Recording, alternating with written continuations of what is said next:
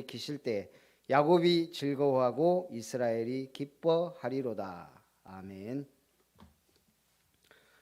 오늘 제목은 인생을 굽어 살피시는 하나님, 부제는 어리석은 자. 오늘 다윗은 하나님을 부정하는 무지한 자들에 대해 어리석은 자라고 규정하고 그들의 타락을 한탄하며 그들에게 있을 심판을 노래합니다.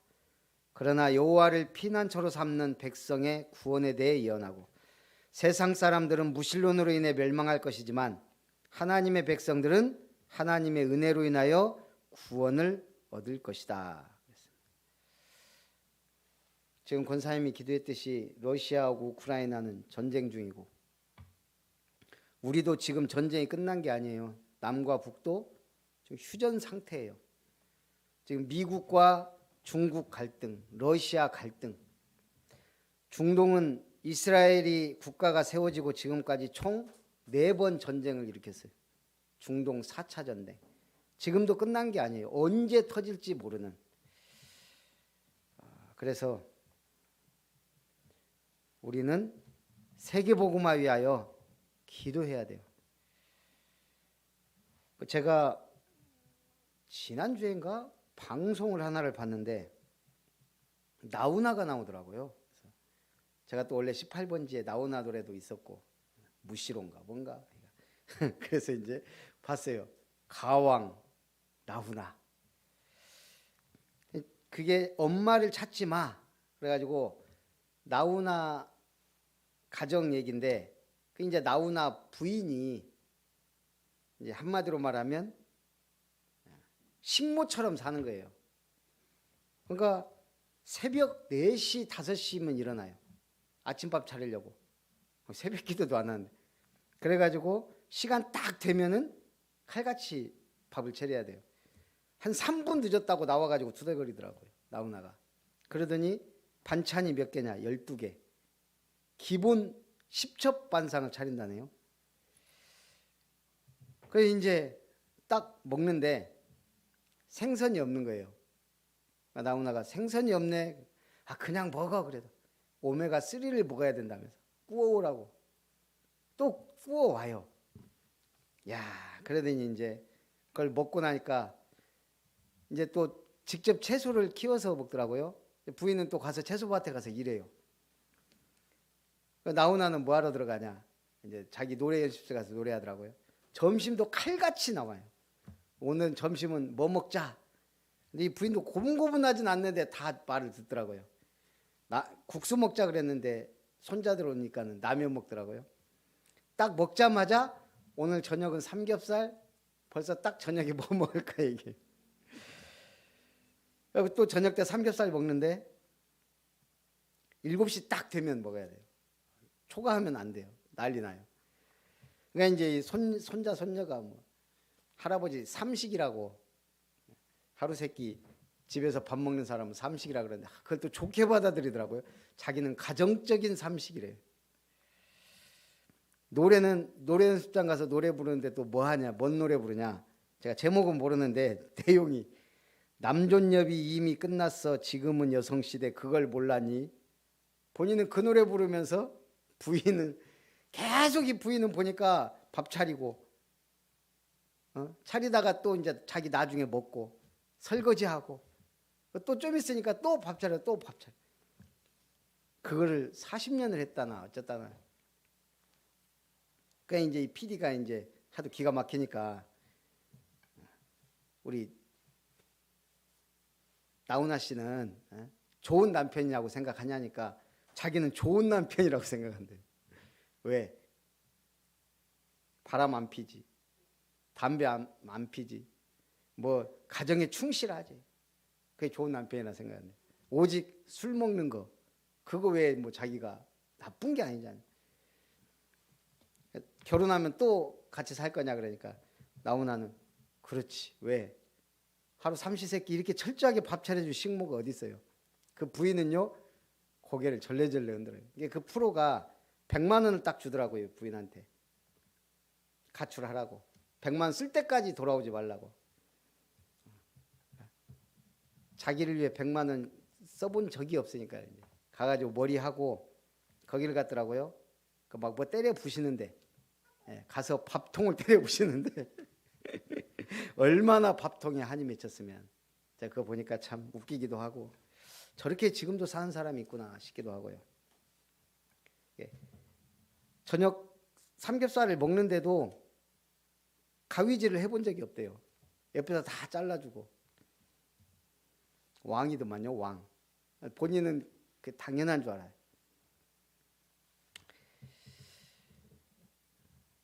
우리가 참 다 제멋에 산다는 걸 제가 그걸 보면서도 느껴요. 오늘 어리석은 자는 하나님이 없다. 제멋대로 사는 게 어리석은 자예요. 오늘 첫 번째 하나님이 없다는 어리석은 자들. 어리석은 자는 그의 마음에 이르기를 하나님이 없다 하도다. 그러니 어떻게 살아요? 그들은 부패하고 행실이 가증하니 선을 행하는 자가 없도다.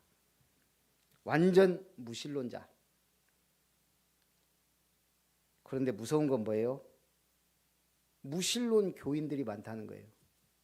우리 언약자본 교회들은 없겠지만 많은 사람들이 교회 다니는데 사실상 믿음이 없어요. 안 믿어요. 중요할 때 하나님이 없어요.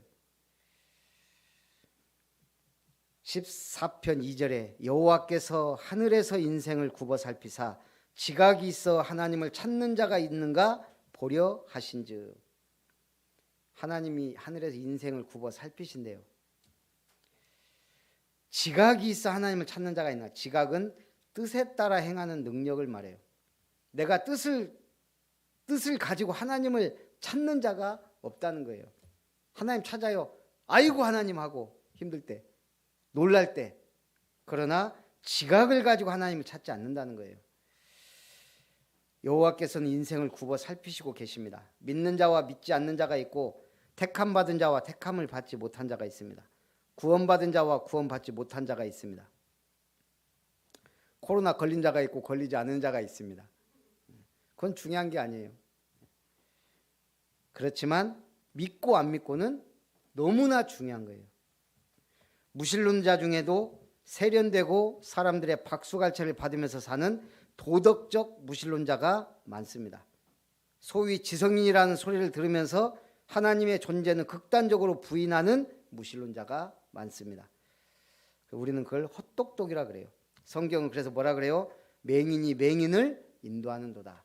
맹인이 맹인을 인도하면 어떻게 돼요? 둘 다 구덩이에 빠지느니라. 3절에 다 치우쳐 함께 더러운 자가 되고 선을 행하는 자가 없으니 하나도 없도다.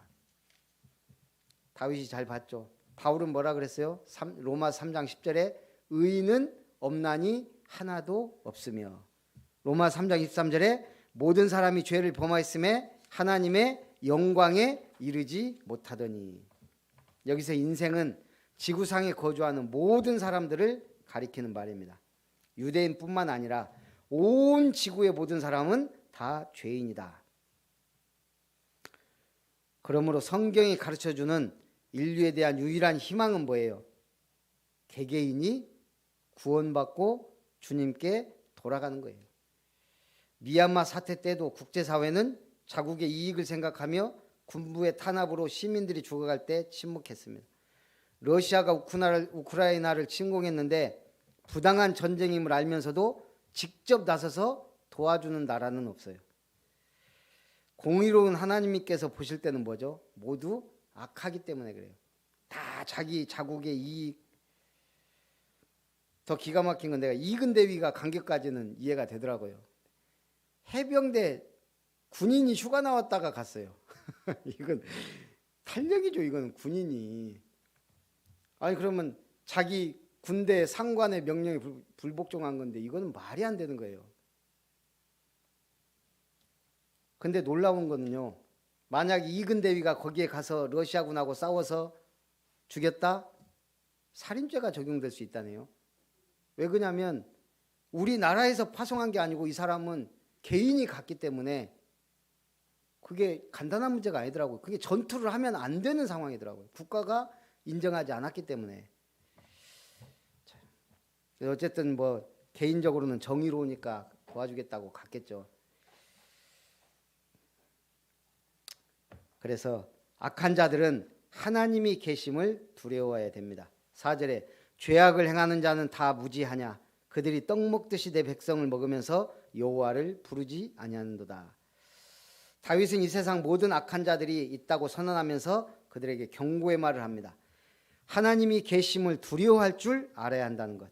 이 세상에 하나님을 대적하는 사람들이 아무리 많다 해도 하나님이 분명히 살아계시다는 것은 변하지 않는 진리예요.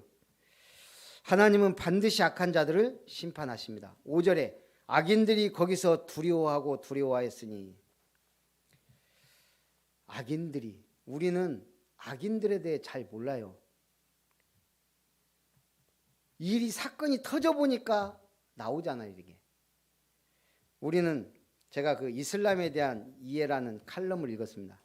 우리가 이슬람을 얼마나 알까요? 우리는 잘 몰라요. 이슬람 교리를 뭐 여러 가지 얘기할 수 없지만 한 두 가지 정도만 얘기하면, 첫째, 이슬람은 평화를 사랑하는 종교라는 허구에 속지 말라는 거예요. 많은 무슬림들이 자신들은 평화를 사랑한다고 얘기합니다. 테러를 일삼는 일부 근본주의 무슬림들이 문제지 코란 자체는 평화를 가르친다는 거예요. 그러나 이것은 사실이 아닙니다. 코란은 알라를 섬기지 않는 자들을 죽이라고 이야기하며 지하드, 성전, 거룩한 전쟁을 격려하고 있습니다. 그렇다면 평화를 사랑하는 코란과 지하드를 격려하는 코란, 이 모순은 어디에서 왔죠? 모하메드의 초기 가르침과 후기 가르침이 다르기 때문이에요. 처음에 모하메드는 기독교 배경에서 자랐기 때문에 기독교를 배척하지 않았어요. 그냥 그 배경을 인정을 했어요. 본인 스스로도 기독교의 한 지류라고 생각해 왔고, 그리고 기독교에 대한 형제를 보이라고 가르칩니다. 그렇지만 후기 인생은 완전히 달라져요. 모하메드 인생 후반부에 가면 기독교와 갈등이 심화되고 기독교를 적으로 돌리며 완전히 독자적 종교로 발전합니다. 그래서 후반부 코란의 내용들은 전투적이고 극단적입니다. 이런 이유로 인해 코란에는 평화와 테러 두 가지 이야기가 모두 기록되어 있지만 결국 이슬람은 마지막까지 성전을 멈추지 않는다는 거예요. 교리가 그러니까 끝까지 이슬람을 거부하는 자들은 적으로 간주해요. 말로는 평화를 외칠지라도 결국은 이들은 자기들의 세계 이슬람화 되는 게 평화예요. 둘째, 이슬람은 국가와 종교가 분리되어 있지 않다라고 생각해요. 한마디로 국가와 종교가 분리되어 있지 않아요. 그래서 이슬람이 들어간 나라는 그 나라의 정치권으로 파고들든 어떻게든 그 나라를 이슬람화하려고 해요. 근데 우리는 그걸 잘 몰라요. 처음에는 단순히 포교 활동이지만 이들이 세력을 키우게 되면 정권을 잡고 이슬람 국가를 만들려 합니다. 이 과정에 피와 폭력이 개입이 돼요. 그래서 이슬람 국가들 종교 분포도 보세요. 이슬람 국가는 거의 99%예요. 다른 종교를 인정을 안 해요. 거기 있으면 언제 죽을지 몰라요. 그래서 폭력과 피가 없이는 99%는 불가능한 얘기예요. 한국 사회는 이슬람에 대해 너무 무지하다는 거예요. 그래서 우리가 진짜 기도해야 돼요. 복음화. 복음 가진 지도자 얼마나 중요한지. 그래서 두 번째, 여호와를 피난처로 삼은 백성. 그 중국 동방항공 여객기가 지난 21일 추락했죠. 승객 123명, 승무원 9명, 132명이 타고 있던 수색기가 여객기가 추락했는데, 놀라운 거는 8,900m 상공에서 그 보셨죠, 뉴스? 거의 수직으로 떨어져요. 3분 만에 추락을 했는데, 제가 오늘도 뉴스를 보니까 이게 있을 수 없는 일이라네요. 비행기 아예 조종가를 놔도 비행기는 그렇게 떨어지지 않는데요. 오히려 무슨 이상이 있어서 조종관을 잡고 아예 그냥 저렇게 추락하지 않는 한 저렇게 떨어질 수가 없다는 거예요. 신기하게 그렇게 떨어졌어요. 그래서 3분 만에 지금 2,000명이 투입됐는데 비행기 잔해는 있는데 사람 한 사람도 못 찾았어요. 그것도 참 지금 며칠째 되네. 저런 일이 있을 수 있나. 지금 4월 첫 주에 노예가 제주도에 있어가지고 비행기 타야 되는데 겁난다니까요. 저런 뉴스 보면 이건 뭐 테러도 아니고 그 3분 동안 교신도 안 돼요. 왜 떨어졌는지 추락했는지도 모르고 그것도 수직으로 저렇게 떨어지기도 힘든데 알 수가 없어요. 그래서 우리는 평상시 잘 믿어야 되고 하나님을 피난처로 삼는 자가 복이 있다는 거예요.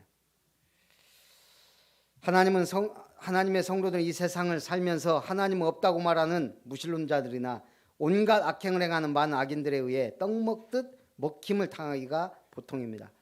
기독교는요 순환사예요. 우리가 지금 이렇게 평화로운 시기가 많지 않았어요. 계속 순환. 그러나 하나님께서는 의인의 세대에 계심이로다. 한마디로 하나님은 의인의 편에 계신다는 거예요. 심판의 날에 악인들을 멸하시고 심판하실 때 의인들에 대한 보상과 궁극적 구원을 베풀어 주신다 그렇습니다. 너희가 가난한 자의 계획을 부끄럽게 하나 오직 여호와는 그의 피난처가 되시도다. 부자들은 가난한 사람을 무시합니다. 멸시합니다. 자기도 모르게. 그게 세상의 원리예요. 가난한 사람들에게 그들은 다른 세계 사람들입니다. 부자들. 그러나 여호와께서는 성도들의 피난처가 되어 주십니다. 이렇게 다윗이 노래하는 피난처가 되신 하나님은 다윗이 인생 10년을 사울을 피해 도망다녔어요. 10대 후반부터 30의 왕에 오를 때까지 거의 10년 이상을 계속 집도 없이 피난처로 도망다녔어요.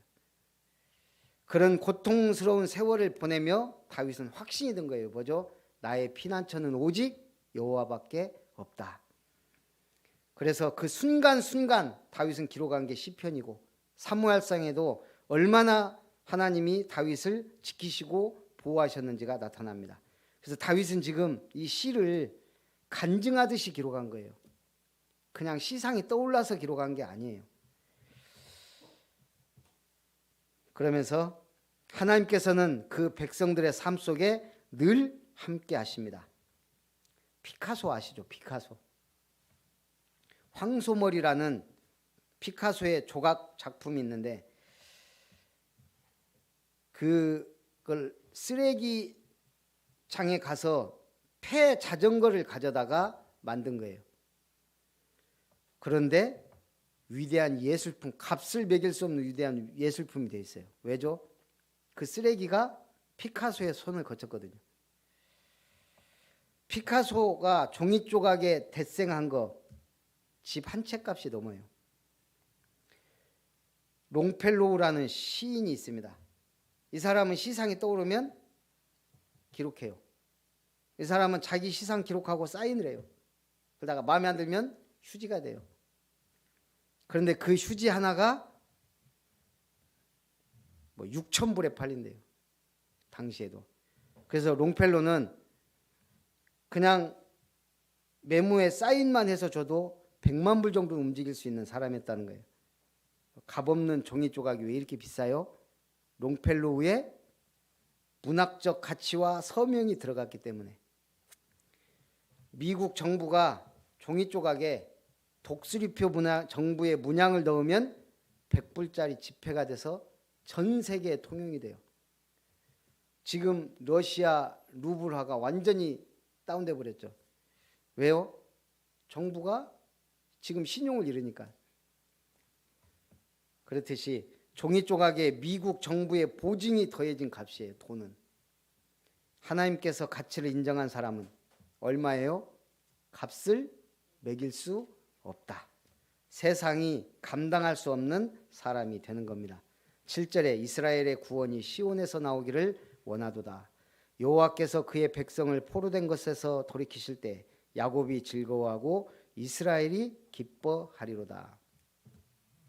벌거벗은 세계사인가 그 다큐멘터리인가 이걸 보니까 유대인들이 이스라엘 나라를 건국하기까지 그 과정,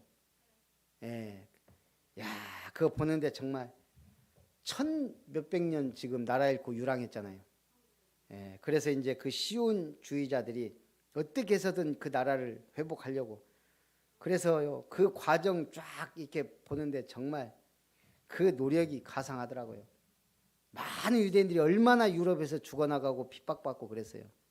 그런데 이 사람들이 미국의 주류 사회가 되고 러시아에 가서 주류 사회가 돼가지고요, 결국은 비집고 그 팔레스타인에 들어가서 나라를 선포하고, 나라 선포하는 그날 이집트가 공격해가지고 테라비브 공격하고 1차 중동전쟁, 2차, 3차, 4차는 이스라엘이 이제 그 나라를 지키기 위해요 먼저 공격해서 그 5개 중동의 국가들이 힘을 못 쓸 정도로, 그러면서 1차, 2차, 3차, 4차 중동 전쟁 이렇게 보면서요, 이스라엘은 절대 안 나갑니다. 어떻게 해서 얻은 나라인데요. 지금도 계속 나름대로 긴장 고조되고 전쟁 중이잖아요. 그게 시오니즘이에요. 나라를 되찾은 거. 오늘 성경에서 말하는 시온은 뭐예요? 하나님의 임재의 상징이에요. 하나님께서 계신 곳. 그래서 이스라엘은 나라를 건국하고요, 그 나오는데 이 사람들만 얼마나 기뻐 날뛰는 이스라엘 건국한 날. 그렇겠죠. 우리 해방된 날 얼마나 기뻐했어. 우리는 36년인가요? 그런데 해방돼서도 그렇게 기뻐하는데 이 사람들은 1500년, 1400 몇 년 동안을 그렇게 나라 잃고 방황하다가 2000년 가까이죠. 1940. 공부를 하면 이렇게 참 똑똑해져요. 그 기쁨, 우리가 구원받은 게 사실은 그거보다 더 큰 건데, 하나님의 나라 백성이 됐다는 거 어마어마한데 우리는 그 기쁨을 잘 모르죠. 제가 탈북자들 요즘은 거의 안 됐지만 이 사람들 대한민국 와서 국정원에 가면은 그런 소문이 아예 세뇌를 시켜놔가지고 대한민국에 가는 순간 국정원에 가서 남산 지하실에 갇혀가지고 고문당하고 하여간 그러고 탈북민들 사는 정착촌에 완전 거지처럼 산다는 걸 이 사람들 믿고 있더라고요. 그런데 왜 탈북했냐 했는데, 그럼에도 그 고문을 당할지라도 오겠다는 거예요. 소문도 있고 막 이런 것도 있고 하니까요. 그 다음에는 그래도 인간답게 살지 않겠냐 하고 그런 사람도 있더라고요. 근데 웬걸 와가지고요, 오자마자 고생했다고 수고했다고 하면서 이제 이 사람들은 딱 자기 집 받을 때 그렇게 막 기뻐서 잠을 못 잔다 그러잖아요. 그날 임대 주택이지만. 미국 간 아들 딸이라는 글이 있더라고요. 딸과 아들을 둔 어떤 어머니가 자녀들 방문하기 위해 미국에 갔습니다. 먼저 딸 집에 갔어요. 와, 근데 아침에 일어나니까 깜짝 놀란 거예요. 사위가, 딸은 자고 있는데 일어나가지고 아침 탁 씻고 샌드위치에다가 자기가 착 먹고 도시락 싸갖고 가더래요. 이야, 사위 보니까 너무 기쁘더래요. 자기 딸을 이렇게 사랑해서 하는 거 보고. 아들 집에 갔어요. 아들 집에 갔더니 아들이 아침에 일어나서 며느리는 자고 있고 아들이 일어나서 열심히 아침 해서 먹고 막 정신없이 가더래요. 그걸 보니까 속에서 막 우라가 치밀더래요. 똑같은데 사위냐 아들이냐인데, 사위는 그렇게 사랑스럽고 며느리를 보니까 화가 나고 자기 아들인데 그게 다른 거예요. 다행이죠. 하나님은 편견하지 않는 하나님이에요. 누구든지 회개하고 돌아오면 하나님은 누구든지 품어주셔요. 왜요? 하나님은 정의롭고 공평한 하나님이세요. 제대로 기도해 보세요. 응답 받으니까. 제대로 응답 받아서 교회와 이름터를 아름답게 세우시기를 주님의 이름으로 축복합니다. 오늘 결론 5가지. 첫째, 하나님이 없다는 어리석은 무신론자들을 보며 성도는 하나님께서 인생을 굽어 살피신다. 하나님은 확실히 나를 굽어 살피신다. 두 번째, 지성인들이 하나님을 찾지 않는 것을 보며 우리는 비록 지성인이고 똑똑하진 않아도 여호와의 이름을 부르는 자가 돼야 돼요. 즉 예수 이름으로 기도해야 됩니다.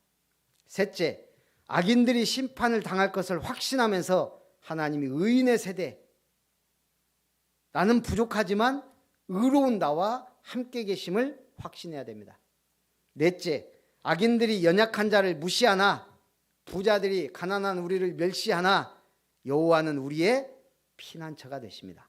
다섯째, 이스라엘의 구원이 시온에서 나오듯 성도는 교회를 사랑하고 예배를 사모하고 늘 찬양하는 삶을 살아야 될 줄 믿습니다. 살아계신 하나님 감사합니다.